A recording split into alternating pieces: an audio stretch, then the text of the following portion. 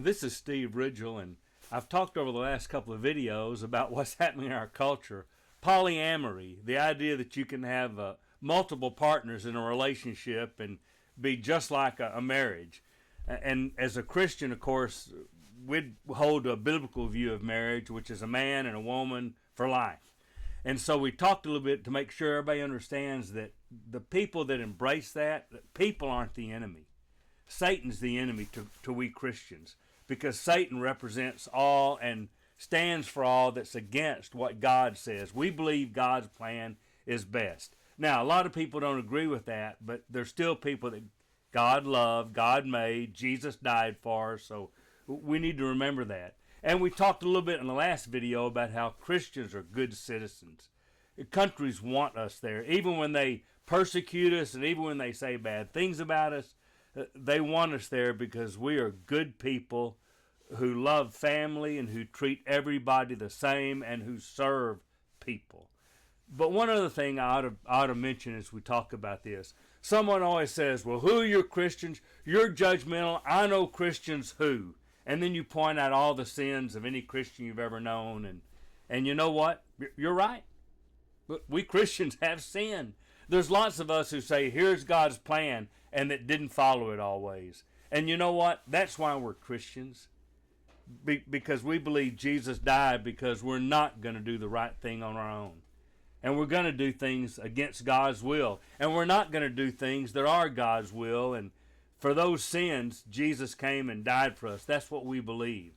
But here's the other thing you've got to know about us Christians. We're serious about our faith.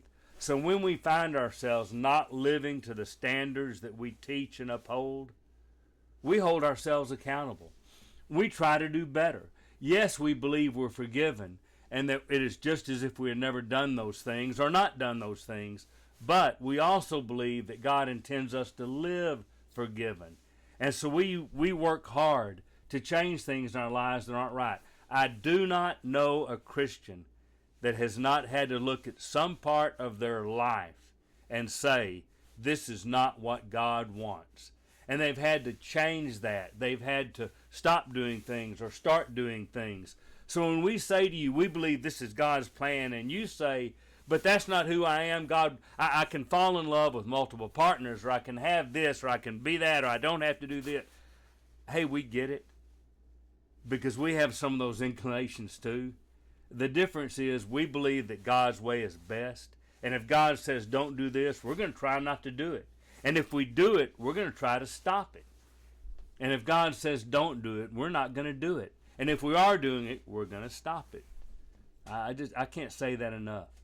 We don't claim to be perfect. We're not up here saying, be like us because we have the answers. Well, we do have the answer because we believe in God. We believe that what God says is how we ought to live. If you don't, that's between you and God. So if you're not a Christian and you're hearing this, I don't know what you think about Christians, but please understand, we're not perfect.